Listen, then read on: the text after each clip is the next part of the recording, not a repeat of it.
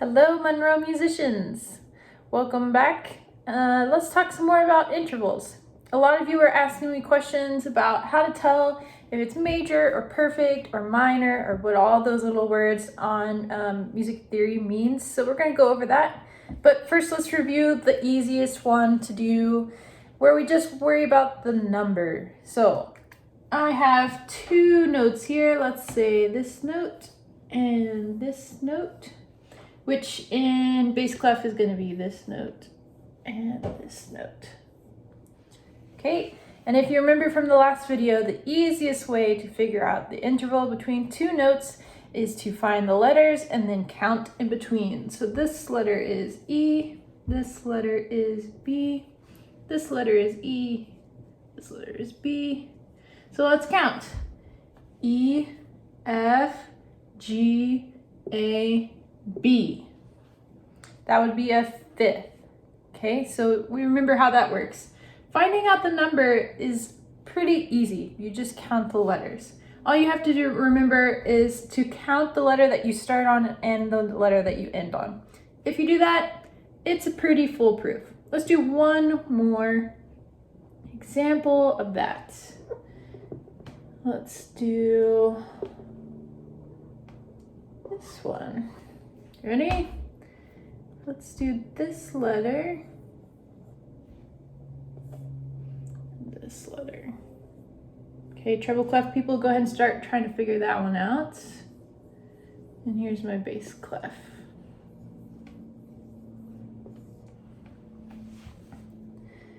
All right, this is an F.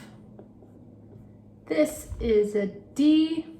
Same in bass clef, F, D. So if we count our letters in alphabetical order, F, G, A, B, C, D, that is a sixth.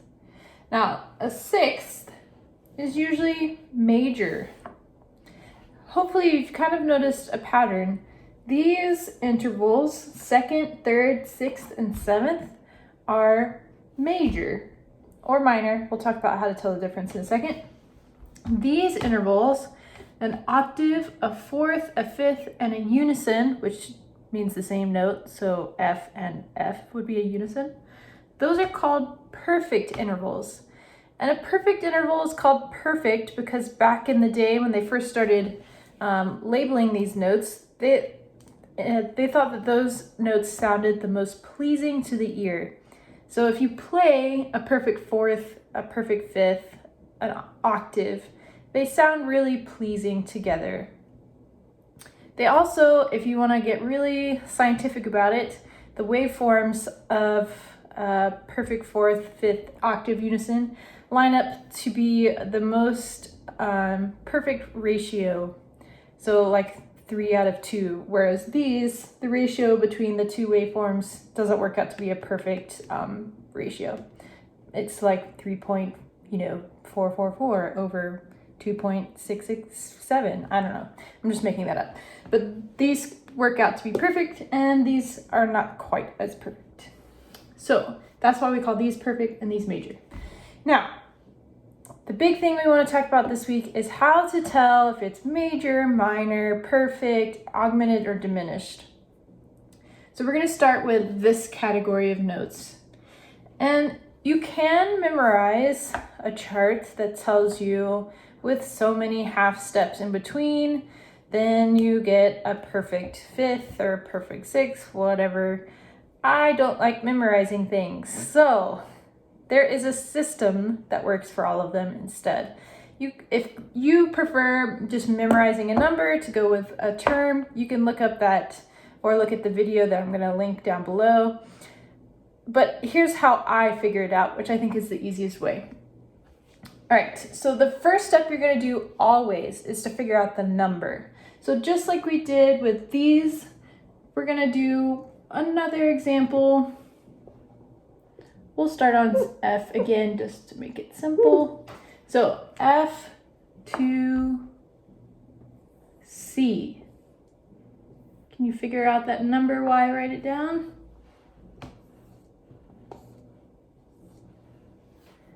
All right, that is a fifth, and that's one of these that goes in this category.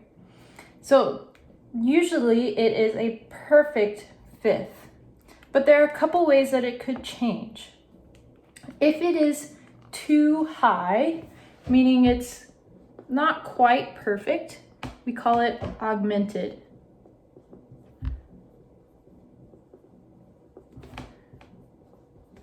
If it is too low, so it's not perfect anymore, we call it diminished.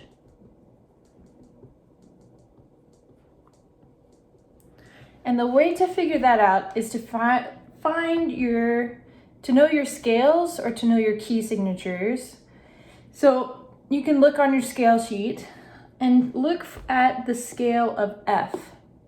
If C is in that scale, then it is perfect. If C is not in that scale, meaning it should be C sharp or C flat, then you have either an augmented or diminished. In this case, F to C, C is in the key of F. In the key of F, you have one flat, which is for B.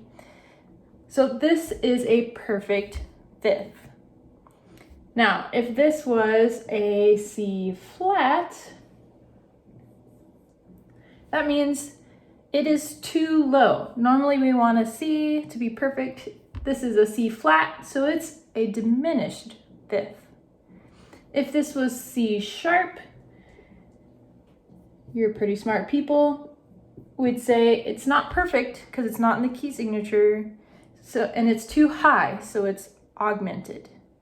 Okay, that's how you figure out all of these on this side. Let's do another example.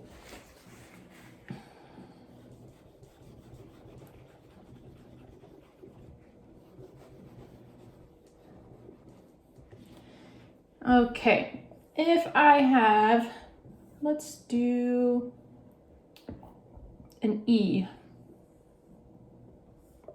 What would be a fifth from an E? See if you can figure that out. While I write this down over here. What's a fifth from E? Count our letters to figure it out. 1, 2, 3, 4, 5. A fifth would be a B. So no matter what, the letter and the numbers still work. All right, in the key of E, if you look at your scale sheet, whichever scale starts on E, it has a key signature like this.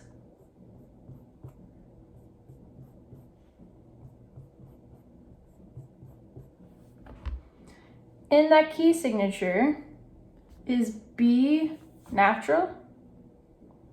Yes. So when you play your E major scale, you play B natural. So if we're looking at this interval, we know it's a fifth. We know that this B happens in the key signature. So this is a perfect fifth. Now, how could I change it to a diminished fifth? Meaning something that is a fifth, but it's too low.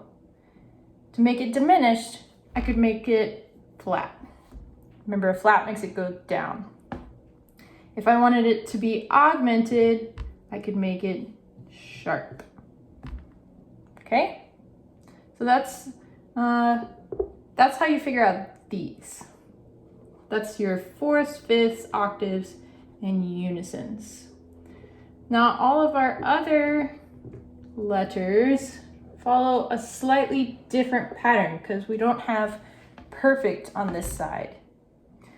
You do the same thing to figure it out. First, you find the number. So let's do G to B. Okay, and G to B over here would look like G and B. All right, so the first thing you would do is figure out the number. So G to B, G, A, B is a third. To figure out everything after that, you would look at your key signatures of the first note. So our scale that starts on G has one sharp, and that sharp is for F. So in that key, do you play B natural? Yeah, you do. There's no flat, there's no sharp for B. So this B is in the scale for G. Hope that makes sense. So this is a major third, right? If it's in the scale, you start here, the one that's underlined, major.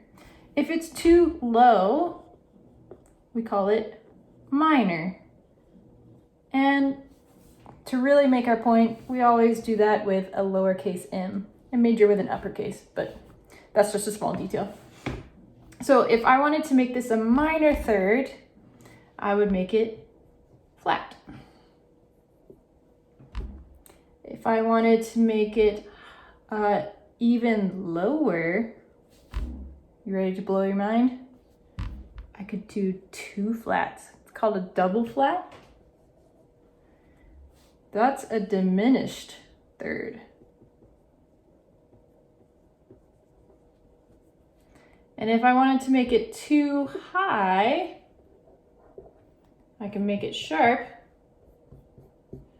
And that's called augmented.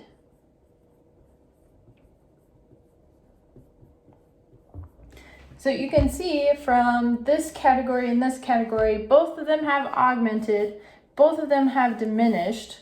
The only difference is perfect, major, and minor. All right, so let's do another example.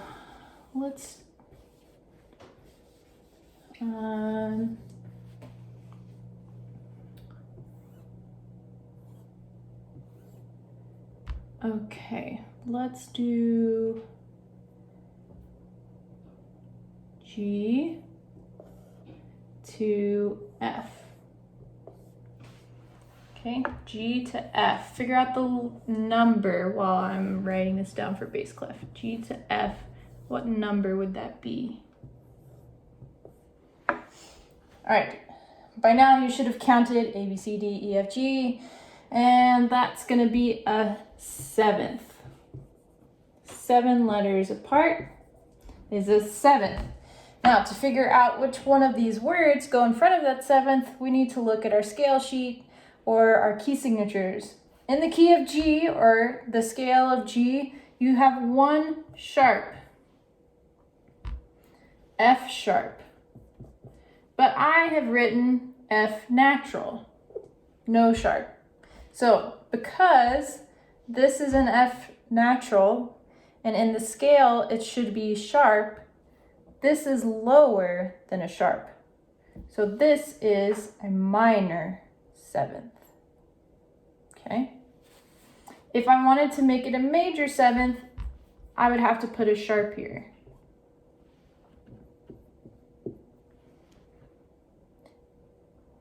All right.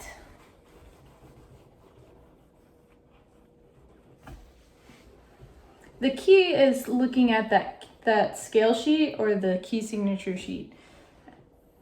That is the most important part to figure out the words. All right, let's do a couple more. Let's do E flat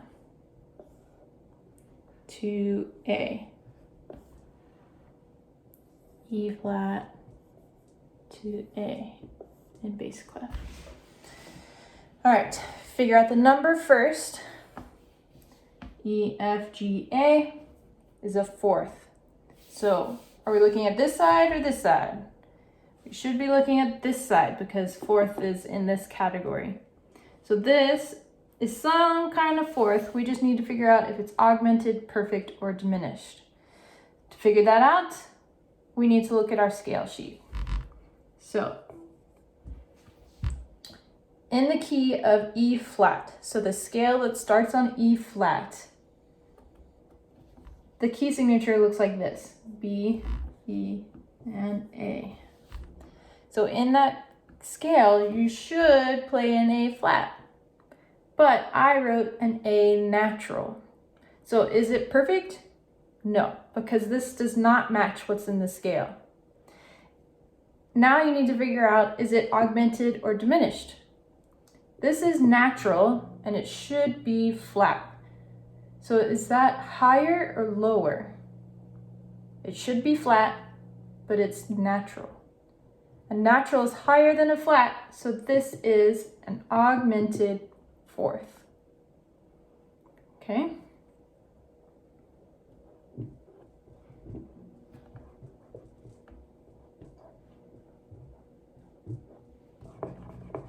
Let's do a couple more.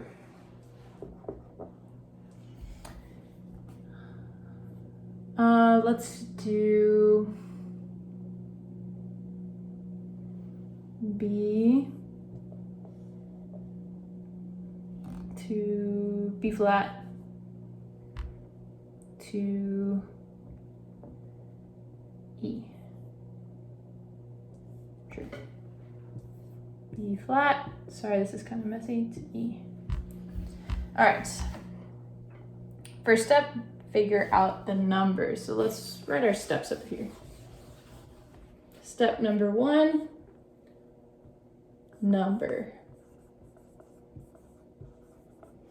Okay, in this case, B to E, A, B, C, D, E, that's a fourth. Okay, then figure out which category is it in. So category. This is on the perfect side. So we know we're dealing with augmented, perfect, or diminished. Then key signature or scale sheet. I'm going to write scale sheet.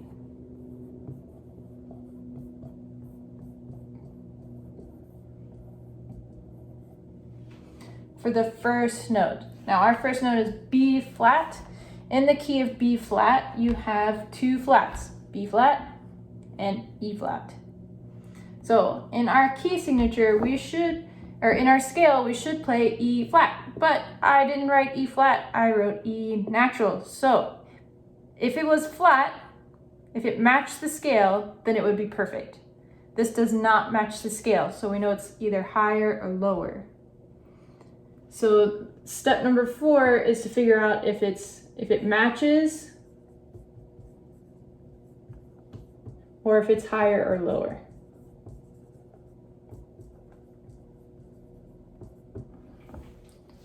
All right, we know it doesn't match, so it's not perfect. Now I need to figure out, is this higher than what we should play in the scale, or is this lower? In the scale, we should play an E flat.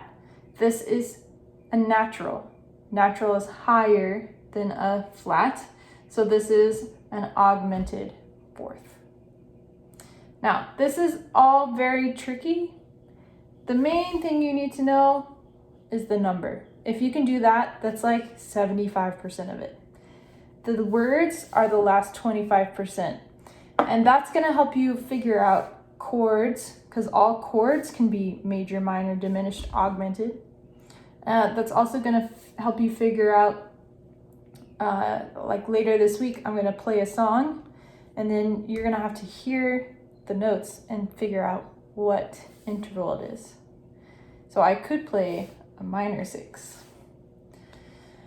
All right, hopefully that makes sense. I'm gonna post another video of somebody else explaining this too, just in case. If you have any questions, you can always email me. Good luck.